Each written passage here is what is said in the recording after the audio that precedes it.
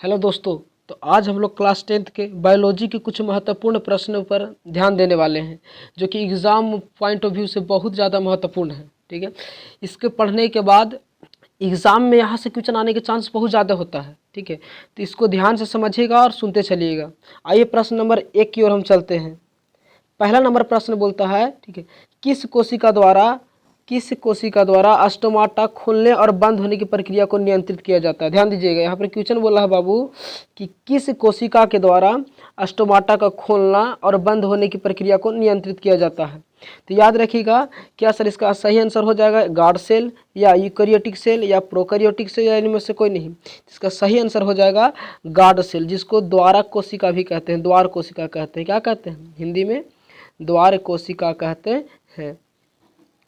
होता क्या है बाबू, एक्चुअली होता क्या है कि जब द्वार कोशिका में, ठीक है, कुछ इस तरह से होता है। ध्यान दीजिएगा, ये है हमारा स्टोमाटा, सॉरी, ये है हमारा स्टोमाटा। ठीक है, यहाँ पे जो छिद्र है वो स्टोमाटा। ठीक है, होता क्या है, ये हमारा है गार्ड सेल। जब द्वार कोशिका में, जब गार्ड सेल्स में जल भर जाते हैं, क्या भर जाते हैं सर? जल। जब द्वार कोशिका में जल भर जाते हैं तो रंध्रे खुल जाते हैं। रंध्रे क्या हो जाते हैं? खुल जाते हैं। और जब जल निकल जाते हैं तो रंध्रे क्या हो जाते हैं? बंद हो जाते हैं। तो पूछेगा ये एग्जाम में, तो याद रखिएगा कि किस कोशिका के द्वारा स्टोमाटा का खोलने और बंद होने की प्रक्रिया को नियंत्रित किया जाता है। तो ऑप्शन सही हो जाएगा ए, गार्ड सेल्स द्वारा। अगले प्रश्न की ओर चलते हैं। मानव हृदय में कितने कोष्ठक होते हैं? अगला प्रश्न है, मानव हृदय में कितने कोष्ठक होते हैं? ठीक है, how many chamber present in the humans heart?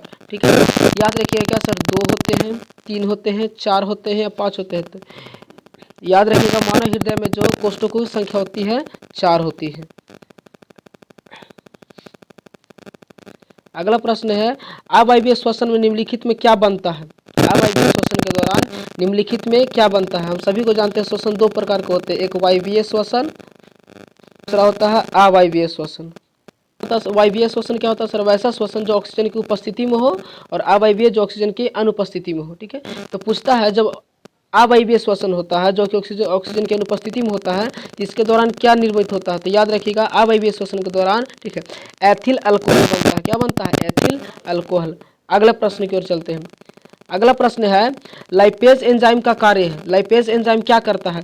Protein को अमीनो अम्ल में बदलता है, या वसा अम्ल एवं ग्लिसरॉल, वसा अम्ल को ग्लिसरॉल में बदलता है, या वसा अम्ल को कार्बोहाइड्रेट संश्लेषित करता है? इसका सही आंसर हो जाएगा, याद रखिएगा, जो लाइपेज एंजाइम है वसा को, किसको? वसा को वसा अम्ल एवं ग्लिसरॉल में बदलता है। बहुत बड़ी एग्जाम में पूछा गया, VVI क्वेश्चन है, याद रखिएगा। लाइपेज एंजाइम का कार्य क्या है? वसा को वसा अम्ल एवं ग्लिसरॉल में बदलना। अगला क्वेश्चन की ओर चलते हैं। अगला क्वेश्चन है, पाइरूवेट के विखंडन से यह कार्बन डाइऑक्साइड, जल तथा ऊर्जा देता है। जब पाइरूवेट टूटता है बाबू, विखंडित होता है, तो वह कार्बन डाइऑक्साइड, जल तथा ऊर्जा देता है। यह क्रिया कहाँ होती है? क्या सर ये क्रिया कोशिका द्रव्य में होती है, माइटोकॉन्ड्रिया में होती है, हरित लवक में होती है, या केंद्रक में? तो याद रखिएगा, पाइरूवेट के विखंडन से जो हमको कार्बन डाइऑक्साइड मिला, जल मिला, ऊर्जा मिला, ये सब जो होता है माइटोकॉन्ड्रिया के अंदर होता है। किसके अंदर? माइटोकॉन्ड्रिया के अंदर। अगले प्रश्न है, स्वपोषी पोषण के लिए आवश्यक है। स्वपोषी पोषण, वैसा पोषण जिसमें कोई भी जीव जंतु अपना भोजन स्वयं बनाए, दूसरे जीवों पर निर्भर ना रहे। जैसे सर पेड़ पौधे ही एक तरह के स्वपोषी जीव हैं। ठीक है, अब बोलता है उनके लिए भोजन के लिए क्या क्या सामग्री चाहिए। ठीक है, जिस तरह हम लोग भोजन के लिए दाल, चावल, चीनी जो भी हो, ठीक है, उसी तरह पेड़ पौधों को भोजन के लिए क्या क्या चाहिए? पहला है कार्बन डाइऑक्साइड, जल, दूसरा है क्लोरोफिल, तीसरा का सूर्य का प्रकाश, या डी उपरोक्त सभी। तो इनमें से कौन सा आंसर सही हो जाएगा? तो इनमें से हो जाएगा सर उपरोक्त सभी। स्वपोषी पोषण के लिए कार्बन डाइऑक्साइड भी चाहिए, जल भी चाहिए, क्लोरोफिल भी चाहिए, और सूर्य का प्रकाश भी चाहिए, उपरोक्त सभी। इसके बिना वो भोजन नहीं बना सकते हैं। अगले क्वेश्चन की ओर चलते हैं। अगला क्वेश्चन है, निम्न में कौन सी बीमारी श्वसन तंत्र से संबंधित है? निम्न में कौन सी बीमारी श्वसन तंत्र से संबंधित है? श्वसन तंत्र से संबंधित बीमारी कौन है? क्या सर डायरिया श्वसन तंत्र से संबंधित है, पीलिया, टीबी, ल्यूकेमिया? तो याद रखिएगा, श्वसन तंत्र से संबंधित बीमारी है टीबी। ठीक है, अगले प्रश्न की ओर चलते हैं। हीमोग्लोबिन को लाल रंग कौन प्रदान करता है? बहुत बढ़िया क्वेश्चन है। हीमोग्लोबिन को लाल रंग कौन प्रदान करता है? पहले हीमोग्लोबिन को समझते हैं। देखो, हीमोग्लोबिन क्या है sir? Haemoglobin haem plus globin से मिलकर बना होता है। Haem plus globin, haem plus globin से मिलकर बना होता है। ग्लोबिन एक तरह का क्या है, प्रोटीन है। क्या है, प्रोटीन है। ग्लोबिन एक तरह का क्या है, प्रोटीन है। ठीक है, हीम सर यही इसी में पाया जाता है आयरन। ठीक है, हीमोग्लोबिन में 96% ये होता है ग्लोबिन और 4 से 5% होता है आयरन। ठीक है, तो हीमोग्लोबिन का जो लाल रंग दिखता है इन्हीं आयरन के कारण दिखता है, लोहा के कारण, याद रखिएगा। हीमोग्लोबिन को जो लाल रंग किसके कारण दिखता है, लोहा के कारण। ठीक है, अगले प्रश्न की ओर चलते हैं। अगला क्वेश्चन क्या है, दंत क्षरण क्या है, दंत क्षरण क्या है। बोलता है दांतों की सफाई करना दंत क्षरण है। इनामेल एवं डेंटिन के धीरे धीरे मृदुकरण या दांत का टूटना या इनमें से कोई नहीं। दंत क्षरण जो बाबू, ठीक है, इनामेल इनामेल है, इनामेल एवं डेंटिन को धीरे धीरे मृदुकरण है। सुन में, जब दंत क्षरण किसी व्यक्ति को होता है तो उसके इनामेल जो सबसे हार्ड, दांत का सबसे हार्डेस्ट पार्ट है, जिसमें कठोर भाग है, ठीक है, उसको गते गते मृदुकरण होना, कमजोर होना शुरू हो जाता है। किस व्यक्ति को, जिस व्यक्ति को दंत क्षरण होता है। दंत क्षरण कब होता है सर, जब कोई व्यक्ति, ठीक है, जैसे मीठा चीज़ खा गया, आइसक्रीम चॉकलेट वगैरह खा गया और ढंग से मुंह की सफाई नहीं किया, तो वो दांत में फंसे रह जाने के कारण उस पर जो बैक्टीरिया जो है, ठीक है, अपना काम करके, ठीक है, दांत में छिद्र करना शुरू कर देते हैं, जिसको हम लोग दंत क्षरण कहते हैं। अगले प्रश्न की ओर चलते हैं। निम्न में कौन ऑक्सीजन के लिए उच्च बंधुता रखता है। बहुत बढ़िया क्वेश्चन है। निम्न में कौन जो है ऑक्सीजन के लिए उच्च बंधुता रखता है। बोल रहा है कि निम्नलिखित में कौन सा जो पदार्थ है, ठीक है, जो ऑक्सीजन के लिए उच्च बंधुता रखता है, ऑक्सीजन से जो जुड़ने की क्षमता रखता है। क्या सर, प्लाज्मा, हीमोग्लोबिन, श्लेष्मा, इनमें से सभी। ठीक है, तो आप लोग को आंसर झलक रहा होगा। आंसर इसका हो जाएगा हीमोग्लोबिन। हीमोग्लोबिन जो है सर, ठीक है, जिसको हम लोग ऑक्सीजन का वाहक भी कह सकते हैं, वही जो है ऑक्सीजन के साथ उच्च बंधुता रखता है। अगला क्वेश्चन है, ग्लूकोज में कितने कार्बन होते हैं। कार्बन कितने, ग्लूकोज में कितने कार्बन होते हैं। कहे का मतलब है ग्लूकोज में कार्बन के कितने अणु होते हैं। तो ग्लूकोज का फॉर्मूला होता है सर C6H12O6। अब आप ही बताइए कि ग्लूकोज में कार्बन के कितने अणु हैं। तो सर कार्बन के यहाँ पर 6 अणु है। कितना अणु है बाबू लोग, 6 अणु। ग्लूकोज में कार्बन के कितने अणु होते हैं, 6। अगले प्रश्न की ओर चलते हैं।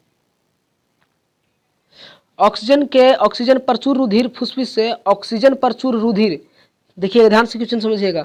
ऑक्सीजन युक्त रक्त, समझिए इसको, ऑक्सीजन युक्त रक्त फुसफुस से हृदय में, फुसफुस से कहाँ, हृदय में बाईं ओर स्थित किस कोष्ठ में जाता है। बहुत बढ़िया क्वेश्चन है। ठीक है, कि ऑक्सीजन युक्त रुधिर जब फेफड़ा से ऑक्सीजन सप्लाई हो जाता है, साफ हो जाता है, ऑक्सीजन युक्त हो जाता है, तो फुसफुस से हृदय में बाईं ओर किस कोष्ठक में आता है। क्या सर, बायां अनिलय में आता है या बायां अलिंद में आता है। तो बिल्कुल सही जवाब हो जाएगा बायां अलिंद में आता है। किस में आता है, बायां अलिंद में, याद रखिएगा। अगले प्रश्न की ओर चलते हैं। अगला क्वेश्चन है, मछली के हृदय में कितने कोष्ठ होते हैं। मछली के हृदय में कितने कोष्ठ होते हैं। तो याद रखिएगा, मछली के हृदय में सर ये 2 कोष्ठ होते हैं। कितने कोष्ठ होते हैं, 2 कोष्ठ होते हैं। अगला प्रश्न को चलते हैं। कौन सी रुधिर वाहिकाएं, ध्यान से समझिएगा, कौन सी रुधिर वाहिकाएं रुधिर को हृदय से शरीर के विभिन्न अंगों तक ले जाती हैं। कौन सी रुधिर वाहिकाएं जो है रुधिर को यानी रक्त को हृदय से शरीर के विभिन्न अंगों तक ले जाती है। क्या हो जाएगा सही आंसर, बताइए कौन सा जो है, ठीक है, वो सर रुधिर वाहिकाएं जो रुधिर को हृदय से शरीर के विभिन्न अंगों में ले जाती है।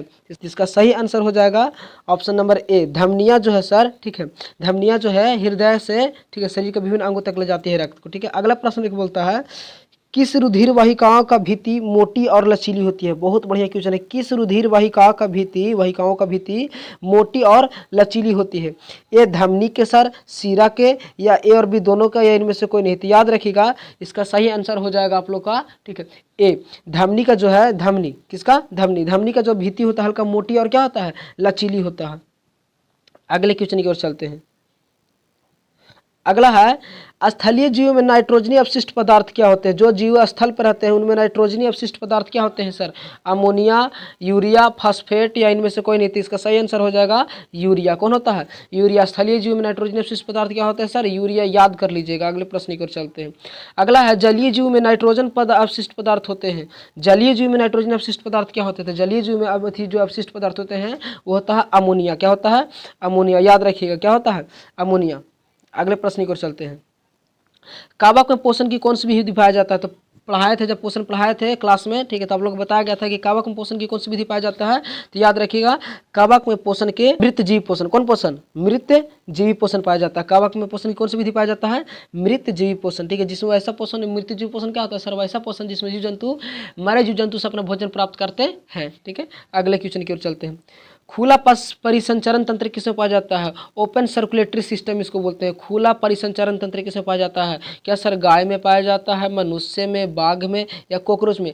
तो याद रखिएगा, इसका सही आंसर हो जाएगा डी, कॉकरोच में। किसमें पाया जाता है, कॉकरोच में। खुला परिसंचरण तंत्र किसमें पाया जाता है बाबू, कॉकरोच में पाया जाता है। ठीक है, अच्छा यहाँ पूछेगा कि बंद परिसंचरण तंत्र किसमें पाया जाता है, हम लोग में जो है, ठीक है, बंद परिसंचरण तंत्र पाया जाता है, बंद परिसंचरण तंत्र, खुला कॉकरोच में। ठीक है, अगले प्रश्न की ओर चलते हैं। पादप में जाइलम की भूमिका क्या होती है, पेड़ पौधों में जाइलम की भूमिका क्या होती है। जाइलम हम सभी को जानते हैं एक तरह का उत्तक है, ठीक है, जाइलम एक तरह क्या है, उत्तक है। अब पेड़ पौधा में इसका मुख्य काम क्या है, क्या सर ये जल का वहन करता है, भोज्य पदार्थ का वहन करता है, ऑक्सीजन का वहन करता है या कार्बन डाइऑक्साइड का वहन करता है। तो पेड़ पौधा में जाइलम का मुख्य काम है बाबू, ठीक है, जल का वहन, जल का वहन करना, याद रखिएगा, जैसे जाइलम जैसे जल। ठीक है, जाइलम का पेड़ पौधा मेन काम क्या है जाइलम का, तो जल का वहन करना। ठीक है सर, भोज्य पदार्थ का वहन करता है, तो फ्लोएम करता है। ठीक है, संश्लेषित भोज्य पदार्थ को, जो पेड़ पौधे द्वारा भोज्य पदार्थ संश्लेषित हो गए हैं, ठीक है, उनका परिवहन कौन करता है, तो फ्लोएम करता है। और जो जाइलम बाबू, जाइलम, ठीक है, वो पेड़ पौधा में किस और भोज्य जल का परिवहन करता है, तो नीचे से ऊपर की ओर, जबकि फ्लोएम जो है नीचे और ऊपर दोनों ओर भोज्य पदार्थ का संवहन करता है। अगले की ओर से देखते हैं। अगला क्वेश्चन है, चूने का पानी का रंग CO2 की उपस्थिति में कैसा होता है। चूने का जो पानी है, ठीक है, उसका रंग अगर CO2 डाल देंगे तो उसका रंग कैसा हो जाएगा, तो याद रखिएगा दूधिया। बहुत बढ़िया क्वेश्चन है, पूछा भी गया है एग्जाम में, याद रखिएगा। रेजिन किस पौधा का उत्सर्जी पदार्थ है, रेजिन जो है किस पौधा का उत्सर्जी पदार्थ है, तो याद रखिएगा चीड़ का। किसका, चीड़ का जो है रेजिन उत्सर्जी पदार्थ है। अगले प्रश्न की ओर चलते हैं। पौधे में गैसों का आदान प्रदान के लिए उत्तरदायी है, पेड़ पौधे में गैस किसके द्वारा आदान प्रदान होते हैं, जड़ द्वारा, तना द्वारा, रंध्र द्वारा, में से कोई नहीं। तो याद रखिएगा, ठीक है, इसका सही आंसर हो जाएगा रंध्र द्वारा जो है पेड़ पौधा गैसों का आदान प्रदान करते हैं। अगला क्वेश्चन की चलते हैं। निम्नलिखित में मानव हृदय में किस कोष्ठ की पेशीय भित्ति मोटी होती है। वाह क्या क्वेश्चन है कि निम्नलिखित में मानव हृदय के किस कोष्ठ की पेशीय भित्ति क्या होती है, मोटी। तो इसका सही आंसर हो जाएगा बिल्कुल अलिंद या नीलाई की। बताइए अलिंद की या नीलाई की, तो इसका सही आंसर क्या हो जाएगा सर, इसका सही आंसर हो जाएगा नीलाई की। किसकी, नीलाई की, जो नीचे वाली भित्ति होती है उसकी पेशी भित्ति क्या होती है, मोटी होती है। ठीक है, अगले क्वेश्चन की ओर चलते हैं। निम्नलिखित में कौन रक्त स्राव के स्थान पर रुधिर का थक्का बनाकर मार्ग में अवरुद्ध कर देती है। देखो बोलता है निम्नलिखित में कौन जो है रक्त स्राव के स्थान पर, मान लीजिए कोई किसी को हाथ पैर कट गया, ठीक है, ब्लड बह रहा है, तो वहाँ पर रक्त स्राव के स्थान पर रुधिर का थक्का बनाकर मार्ग अवरुद्ध करता कौन सर, क्या प्लेटलेट्स करता है, लसिका करता है या हीमोग्लोबिन करता है, इनमें से कोई नहीं। इसका सही आंसर हो जाएगा बिल्कुल प्लेटलेट्स करता है। कौन करता है, प्लेटलेट्स। अगले क्वेश्चन की चलते हैं। हाँ, अगला क्वेश्चन कहता है, ठीक है, कि एक स्वस्थ वयस्क में, एक व्यक्ति जो स्वस्थ है, ठीक है, में प्रतिदिन कितने लीटर आरंभिक निस्यंद वृक्क में होता है। पहले समझिएगा, आरंभिक निस्यंद वृक्क में होता है, कहता है, ठीक है, कि एक स्वस्थ व्यक्ति में, ठीक है, प्रतिदिन कितने लीटर जो है वाटर का फिल्ट्रेशन, वाटर छन जाता है। ठीक है, पानी का मूत्र का मतलब पानी, एक तरह समझिएगा कि हम लोग का शरीर में, ठीक है, प्रतिदिन एक वयस्क मनुष्य के शरीर में प्रतिदिन कितने लीटर, ठीक है, पानी जो है, ठीक है, छनता है। ठीक है, एक तरह से कह सकते हैं कि मूत्र का निर्माण होने के लिए, ठीक है, जो सप्लाई होता है कितने लीटर मूत्र का, ठीक है, रीअब्जॉर्प्शन या सप्लाई होता है। तो याद रखिएगा, ठीक है, कितने लीटर, आंसर हो जाएगा 180 लीटर। ठीक है, एक स्वस्थ वयस्क में प्रतिदिन कितने लीटर आरंभिक निस्यंद वृक्क में होता है, तो याद रखिए कि 180 लीटर। अगला क्वेश्चन क्या बोलता है, पाचन किस प्रकार की अभिक्रिया, भोजन का पाचन किस प्रकार का अभिक्रिया है। तो ये बहुत बार एग्जाम पूछा गया, VVI क्वेश्चन है, याद कर लो। ठीक है, भोजन का पाचन किस प्रकार का अभिक्रिया है, उपचयन अभिक्रिया है। बहुत बढ़िया क्वेश्चन लाए हैं बाबू लोग, याद करो। ठीक है, भोजन का पाचन किस प्रकार का अभिक्रिया है, उपचयन अभिक्रिया। अगला प्रश्न बोलता है, जंतुओं के पेशी कोशिकाओं में ऑक्सीजन की अनुपस्थिति में पाइरूवेट का रूपांतरण किस यौगिक में होता है। जंतुओं की पेशी कोशिकाओं में ऑक्सीजन की अनुपस्थिति में पाइरूवेट का रूपांतरण किस यौगिक में होता है। तो याद रखिएगा, ठीक है, जो पाइरूवेट का रूपांतरण होता है किस यौगिक में, लैक्टिक अम्ल में। किसमें, लैक्टिक अम्ल में। अगला प्रश्न बोलता है, अवायवीय श्वसन होता है, अवायवीय श्वसन होता है ऑक्सीजन की उपस्थिति में, ऑक्सीजन की अनुपस्थिति में, कार्बन डाइऑक्साइड की अनुपस्थिति में, या कार्बन डाइऑक्साइड की उपस्थिति में। तो याद रखिएगा बाबू, जो अवायवीय श्वसन होता है सर, वो ऑक्सीजन के अनुपस्थिति में होता है। किस में होता है? अनुपस्थिति में। ठीक है, अगले क्वेश्चन की ओर चलते हैं। अगला क्वेश्चन है, वायवीय श्वसन होता है, बताइए वायवीय श्वसन सर किसकी उपस्थिति में होता है? ऑक्सीजन की उपस्थिति में होता है। वृक्क का आकार होता है, बहुत बढ़िया क्वेश्चन है। वृक्क का आकार होता है सेम के आकार। ठीक है, सेम के बीच के आकार, सेम के बीच ना देखें जी, ऐसे देखिए, ऐसे होता है हमारा किडनी। ठीक है, आगे समझ में। वृक्क क्या थी? वृक्क का वृक्क या इसको किडनी बोलते हैं। ठीक है, इसका आकार कैसे होता है? सेम के बीच का आकार। ठीक है, तो आज के लिए इतना ही बाबू। ठीक है, आई होप ये सारे क्वेश्चन समझ में आया होगा। जो क्वेश्चन समझ में नहीं आए होंगे या किसी तरह का आप लोगों को दिक्कत हो, बेझिझक कमेंट बॉक्स में बोल सकते हैं। ठीक है, तब तक के लिए जय हिंद।